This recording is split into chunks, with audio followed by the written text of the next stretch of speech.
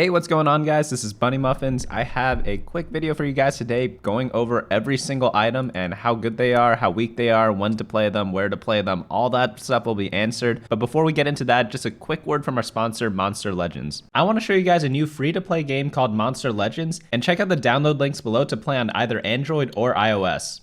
This is a game where you collect a ton of different monsters, and a lot of your favorite YouTubers are already playing this game, such as Dream, Laserbeam, and Mr. Beast, and they also have playable monsters inside the game as well. So just to get you started, I want to give you guys two quick tips. And first one is you can breed two monsters to make a new one, and you also need to feed your monsters to take them to battle as well. It's kind of like taking care of pets, you know? What's great about this game is that there are tons of different player versus player modes, and you can play against your friends in real time too, which is something that can't be said for a lot of other mobile games. There are also a ton of new events every week and new adventures, so the developers definitely keep the game fresh and keep you coming back as well. If you download Monster Legends using my link below, you'll get a special $30 value reward, which includes 50,000 food, the new epic monster Kaori, and 300,000 gold. So we're in a game here right now, and as you guys can see, there are a lot of different options to choose from. There's a lot of strategy involved, and it's kind of mixing and matching a lot of defensive, offensive, and support abilities from your whole team to outplay the enemies. So before we get back into the video, download Monster Legends right here with this link or in the description below. At least try it out, and if you guys do, let me know down in the comments what you guys think about the game. All right, we're back. So in case you guys didn't know what all the shadow items do, TFT doubled the item pool in Teamfight Tactics. And even though that sounds like a lot, it's not that bad because all the items, they're very similar to what their original items were. They're just kind of like a shadow version of them. They're called shadow items, so that's why it makes sense. So for example, if we look at Guardian Angel, a very popular item in the previous sets, you can see that this does the same thing as Guardian Angel, except when they come back, they come with 80% health, which is much higher than the regular Guardian Angel. Regular Guardian Angel, they only come back with 400 health. And they also lose 50% attack speed after they respawn. So it's kind of like a big boost to whatever effect the item gave, but they also have a drawback. So if you do not know what all the shadow items do, I go over it in this video. I'll put a timestamp of when it happens and like a link in the description below. So definitely check those out before getting into the item tier list, because if you don't know what the item does, you're just not gonna know why it's that good or why it's that bad. So keep in mind, there are also new spatula items, and you can have, I think it's like 16 different spatulas, because you have both the shadow and the normal spatula. So yeah, whatever trait you're playing, these are gonna be good for them. But let's just get into the tier list or the item quadrant that I've set up. I also set up the carousel priority, which is what items you should go for at the start of the game. We'll cover all of that. So the way to get to this is you go to on my website, bunnymuffins.lol, on the homepage, click this meta snapshot button, and then click items down there, and then boom, everything's right there.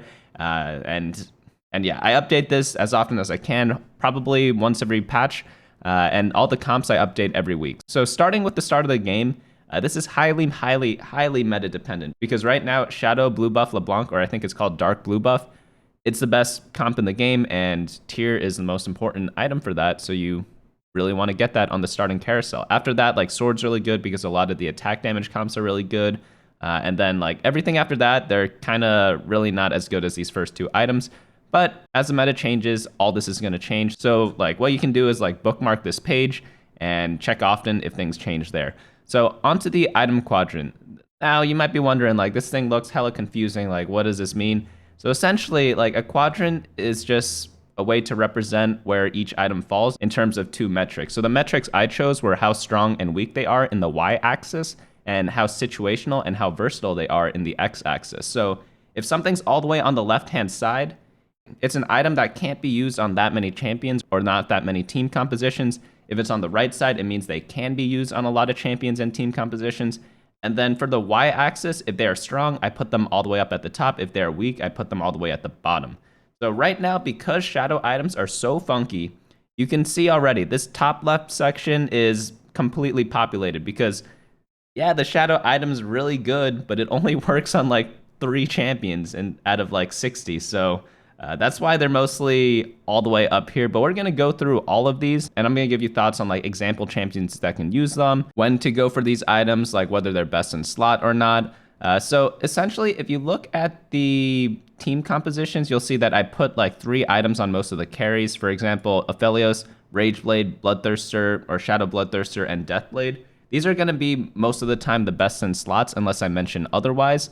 But a lot of different items work on them. For example, on Aphelios, like you don't need these 3 items to make him work. Like sure, they help a lot, but if you have like Evil Deathblade or Evil Gwynsus, like you're gonna be doing fine as well. If you look at Draven, like you could use either RFC, you could use stuff like Infinity Edge, Last Whisper. Like even though Infinity Edge and Last Whisper aren't even mentioned here, like they obviously can still be played in the comp, and that's what the item quadrant kind of helps you decide. So you need to identify like who your champions are, whether they're attack damage, whether they are ability power, and kind of combine that with this to kind of give you direction throughout the game, because you can't always just like go one way and only go that way because, well, sorry, you can do that, but it's not very optimal. So hopefully this item quadrant helps you see like which items are slammable, which items you should probably greed for, and all that good stuff. So let's just go over that right now. Starting in the top left, Dark Blue buff, very situational, but very strong. It only works on one champion, LeBlanc, but it is the best in the game for that. And she just has 50 mana. Dark Blue buff gives 50 mana when you're below 60% health. So she'll just chain, stunning 2 people every single time. And yeah, pretty fun stuff. Evil Bloodthirster, I think it's called Risk Thirster. This one is pretty good because it has great uses on stuff like Draven, stuff like Aphelios. Pretty much any attack damage champion is going to be working really fine with this. I think Jax uses it pretty well too. Although I think regular Bloodthirster is slightly better on Jax than this one. Essentially what it does, you take damage at the start of the game, and then you have like the Bloodthirster lifesteal, and then once you heal back up, you gain bonus attack speed. So it's pretty useful in that aspect. Gunblade, great on Vel'Koz. It's situational on a bunch of different casters, but if you need it, you need it. So that's why it's all the way on the top left. Same with Shadow Runons. This one doesn't allow you to have on-hit effects on the Runons, so it really only works on a couple of champions, but it's super, super strong on those particular champions such as Jax. Jax completely destroys everyone with this.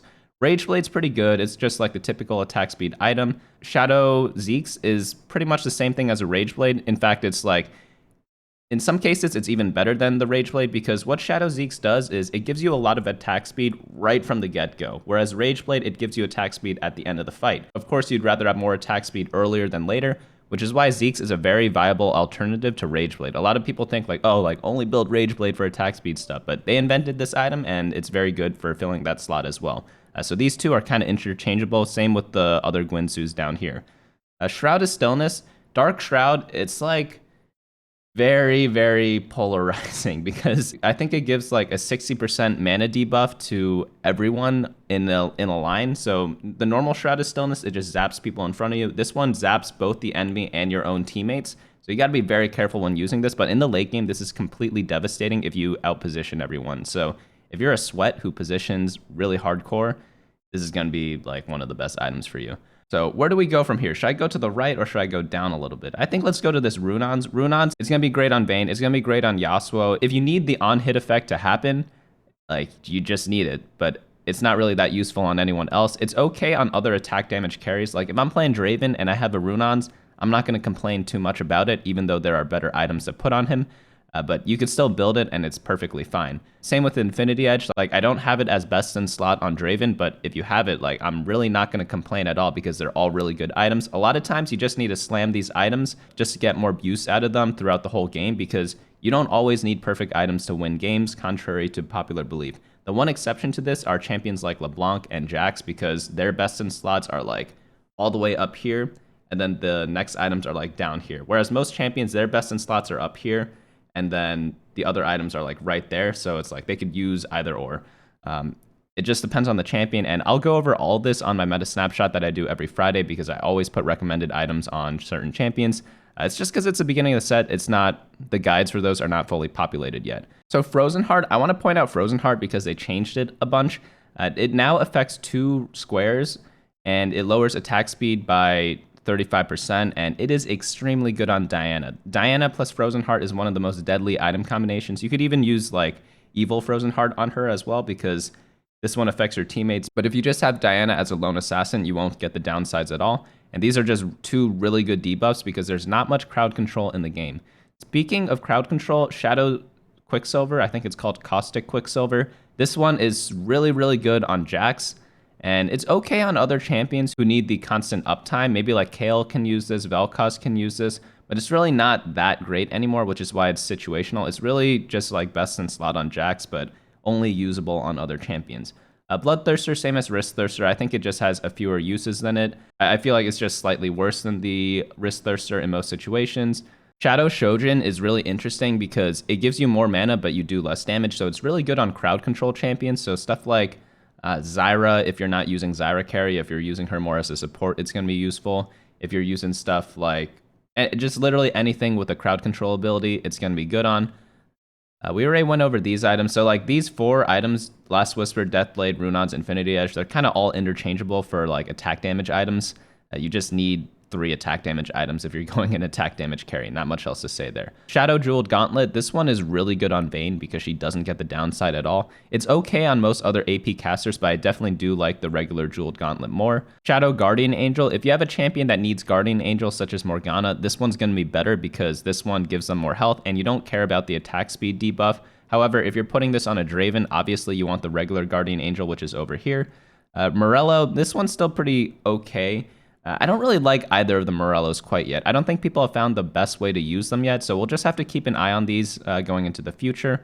We have the Shadow Handed Justice and the Shadow Chalice here. So Shadow Handed Justice, this is actually an extremely good item on Kale. It's really good on stuff that uses both attack damage and ability power. So something like Ziggs, it's really good on if you do Ziggs reroll because he has attack speed from Hellion buff, but he's also a caster, so he makes use of the AP as well. Shadow Chalice is just a great way to buff your AP caster. So if you're running a Vel'Koz comp, put Chalice on like a useless unit, put it right next to Vel'Koz and give him a lot of ability power. Static Shiv, so both Static Shivs are around here. It's really only good in Hellion reroll. So it's good on Ziggs, it's good on Teemo. I haven't seen too many other uses of it quite yet. Bramble Vest, it's just like a generic tank item, pretty good if you're facing a lot of attack damage. Blue buff, it's okay. It's nothing that great. It's really only great on Ziggs and Karma. Maybe a couple other champions can use it. Hat is always going to be outshined by Jeweled Gauntlet because Jeweled Gauntlet allows your spells to critically strike. So in terms of pure DPS, Jeweled Gauntlet's always going to be better.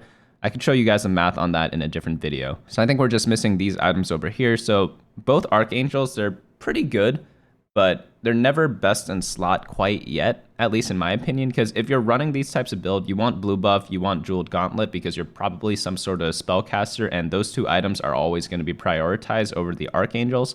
But maybe as a 3rd item, it's going to be pretty good on them. So after you're ready to get the base of blue buff and Jeweled Gauntlet, one of these Archangels is going to be great. The regular Archangels does more damage. The Shadowed Archangels gives you health. Dragonclaw, it's a little weird. It prevents critical strikes, but it doesn't give that much MR in my opinion. Like I have the other Dragonclaw all the way down here. They changed the item so that it just gives you a ton of magic resist instead of reducing magic damage by a lot. So it's just much worse than it was in previous sets. So don't build this that often if you can help it.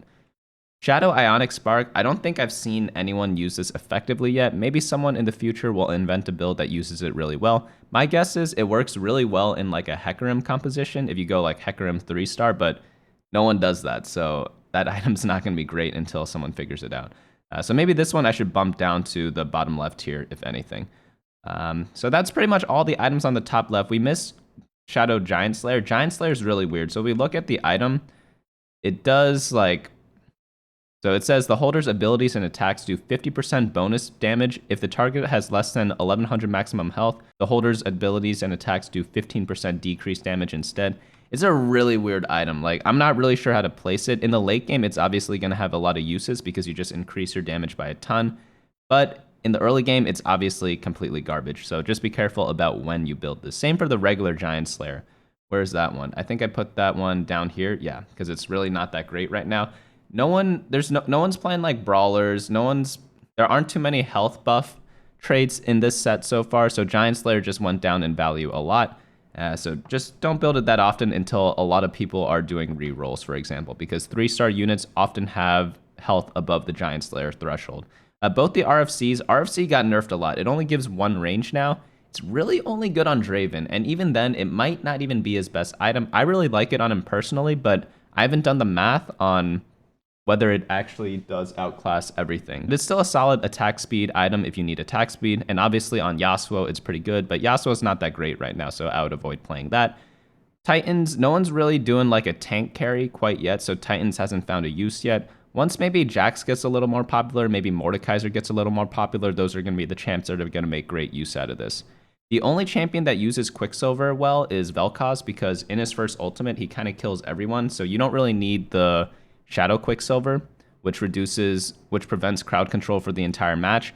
This Quicksilver, it prevents for the first like 10 or 15 seconds, I forget which, but there's really not too much crowd control in this set, so you don't need to worry about building this item at all. Shadow Gunblade, it's just garbage. It heals the person next to the user, but doesn't heal the user, and that's just not very useful so far. Like, I haven't seen anyone actually build this with serious intents on winning the game. Shadow Sunfire, this one's really weird. So this one is regular Sunfire, except you deal damage to yourself as well. But it applies the Sunfire buff more frequently than regular Sunfire. So it's very weird in that sense. If you have a unit that jumps around a lot, I feel like that's the only person that can use it. But if you're dealing damage to yourself, you're going to need some way of like healing up, but you also put a healing debuff on yourself when you build this item. So it's just a really, really odd item. It probably should be lower on this list, if anything. So now onto the more versatile items. So we already covered Jeweled Gauntlet. Let's go over Shadow Gargoyle. I feel like this is one of the best tank items, especially if you have a solo tank, because you just put it out there and he just heals up for however many units are attacking him. And if he's a solo tank, he's going to be healing up a lot every couple of seconds. And I think that's just completely busted. It's one of the best tank items in the game. Regular Stone Plate is still pretty good. This one just gives you resistances, but that's still very good on a frontliner. I feel like tank items are very underappreciated because whenever a set comes out, people are always focused on like, oh, what's the best item for like Aphelios 2-star or whatever, or what's the best Draven items, what's the best Mordekaiser items, but tanks get neglected. Like, you know, Rel, Taric, the God Kings, those guys all deserve some love too, so build some tank items for them. You always want a mix of offensive and defensive items.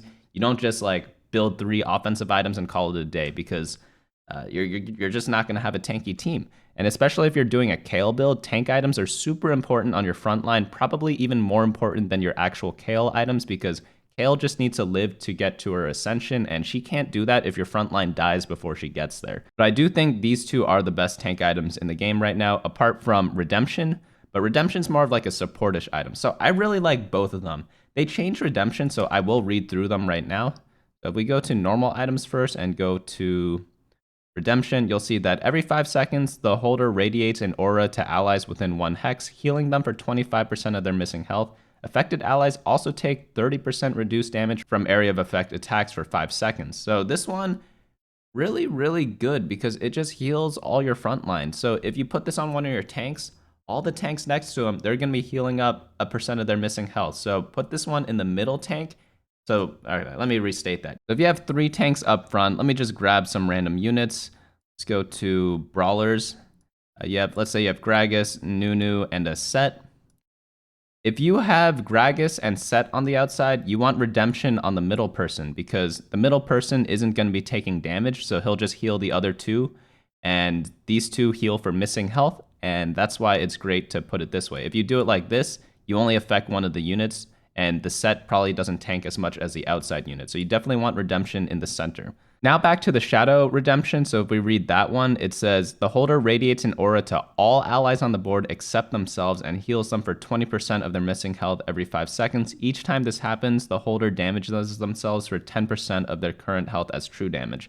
So this one's a little weird. You want it on a unit that heals a little bit, and you don't need to put this on a tank, because this one you could kind of like, since it affects the whole board, you can kind of put it on any unit as long as they don't die. So you could even put it on a backliner, and who cares if they die from the negative effect because they've already healed up your whole team a bunch. But I like putting it on stuff like Renewers because Renewers heal themselves a little bit. But overall, it's an extremely good item because, I mean, you're healing your entire team. When is that going to be a bad thing? Evil Force of Nature, I feel like this item is super, super good. It gives you 2 extra slots, but you take double damage from player damage. But ideally, you don't lose at all. And it's extremely, extremely good when you only have 1 life left anyway. So if you are like 15 life or below, just auto build this item if you have the chance to, because you're going to die in 1 loss anyway. So you might as well get the strongest team as possible out there. And yeah, I feel like this item is actually broken, and it's one of the most snowbally items in the game. So build this as often as you can. Shadow Thieves Gloves, this one gives 2 full items. So in terms of expected value, this one is like such a good item. I mean, like, even if they're shadow items, which are super situational, the raw stats on them that you get from having 4 items plus the Thieves Gloves is super, super good. And what I mean by 4 items is 4 item components. So, like, the effects that these items gives isn't even, like, that necessary just because the Thieves Gloves gives you so much raw stats. And that's why I really like it personally. Put it on someone who isn't, like, your main carry, because for your main carry, you want 3 specific items. But just put it on like maybe a secondary carry or some sort of support character who can use all sorts of stats. So all sorts of stats means like ability power, attack damage, defensive stats, and mana. So if you have a mana-less champion, probably not the best champion to put it on because like 1/5 of the items are completely useless on them. I don't know the actual math, but like a lot of them are useless because they have mana. Now for Chalice of Power, this one's just the same as the other Chalice of Power. It just is less extreme. So this one gives everyone ability power, and it's really good if you're going any spellcaster comp. Shroud of Stillness, this one's the best late game item in the game, so if you ever get a Shroud in the late game or Shadow Shroud, just grab it off of Carousel because they're just completely busted. Same for Zephyr, really good late game items, just slightly worse than Shroud because Shroud affects multiple people, Zephyr only affects one person. But now Zephyr is not able to be prevented from Quicksilver, so this is a very high value item, and you definitely want to be building this in the late game because if you take out their carry for a couple of seconds, that buys you so much time, or their main tank. You could take out their main tank as well, and you just shred through their whole team. By the time they come back, you could 5v2 them or something like that. Zeke's, it's just a standard buff item for attack damage teams. It's also a great early game item. Guardian Angel, if you need a defensive item on your carry who does attack damage, build it on them. If you're facing a lot of assassins, build it on them as well. Shojin, this one is if you need mana. It's really useful on spellcasters such as Zyra who rely on their CC and ability a lot. Shadow Trapclaw, this one's a really weird item. I haven't found the best use of it yet, but I have a hunch that it's a really good item. So first off, it blocks a spell, and then it also makes your champion like teleport to the enemy team, and whoever casted the spell that they blocked, they just start 1v1ing each other, and they deal increased damage to each other too. So if you get hit by a big spell, your champion just blocks it, teleports to them, and just has like a big fight. So very interesting item. It's great for maybe getting rid of some Vel'Kozes because Vel'Koz, first of all, his spell is pretty devastating, and second, you could just have a unit automatically target them, so it's pretty useful there. Hand of Justice, this one got nerfed a lot. It's still useful, maybe only on Ziggs, because he makes great use of attack damage and ability power, and he can sometimes make use of the healing, but I think Shadow Hodge is much better. But I guess you could still build this, I just haven't seen it do that well compared to previous sets, because in previous sets, this was one of the best items in the game. Locket's alright. In the beginning of the set, Locket's always going to be good, but the fights last so long now that I feel like Locket isn't as good as it was in previous sets, because Locket's great in short fights because it gives a shield that only lasts a couple of seconds. But since there's so many revives in this set, there's so much like healing, it's really not as effective as it was before. So that's why it's a little lower in priority right now, or in strength. Trapclaw is pretty good if you are facing someone with a very critical spell, but since there's not much crowd control in the game, I don't find Trapclaw that useful. Maybe later, if Vel'Koz becomes like a very, very big issue, this one rises up in priority, and if they don't build Quicksilver, it'll be probably useful there. ZZ Rots, these are both great in the early game, in my opinion, because you just get a lot of health. I know they changed it a little bit, so the regular ZZ Rot, not that great anymore, but Shadow ZZ Rot, it kills a lot of units early. So if you need to preserve health, if you only want to lose by like 1 unit if you're on a big lose streak, very, very useful. Ionic Spark, no one really builds this, and it frankly just isn't really that great. It's good early game, but that's about it. Shadow Locket, this one's really weird. It gives people around the user more magic resist and armor, but it makes them gain less mana. So I guess you could throw this on your front line if they gain most of their mana from taking damage instead of auto-attacking. Maybe that could be useful, but I haven't really built this item that much, I'll be honest with you guys. But if you don't gain mana from attacks, like that, those are the champions you want to buff with it. So now on to the last 2 items. We have Warmogs. Warmogs is just like flat health. No one really uses health that well in terms of traits. Whereas in previous sets, we had Protectors who use max health really well. but those traits don't really exist in this set. So that's why Warmogs isn't that useful. In the early game, it's pretty nice because getting like 1,000 health is very strong in the early game, but as you get to the late game, it gets pretty weak. Thieves Gloves, this item's okay. In the beginning of the set, it normally is stronger than it normally is because people don't know what to build. So if you just build a Thieves Gloves on a champion, the items are already decided for you. So it's kind of pretty strong, again, in terms of expected value. But once people start like perfecting playstyles, Thieves Gloves gets weaker and weaker. So build it now, and maybe it's useful later because I feel like champions don't quite 1v9 as hard as they do in other sets. So maybe it could be more useful in that sense. But wow, I can't believe we made it through all of these items. That was actually a lot. I thought this would take a lot longer, to be honest with you guys. But yeah, that's pretty much my thoughts on all of these items for this patch. Obviously, as they nerf stuff, as they buff stuff, things are going to be different. And yeah, check this all out on my website, bunnymuffins.lol. Thanks so much for checking out this video. And don't forget, check out the links in the description below for the Monster Legends download links, which includes all the bonus rewards that we talked about earlier. Thanks so much for watching. I'll see you guys next time.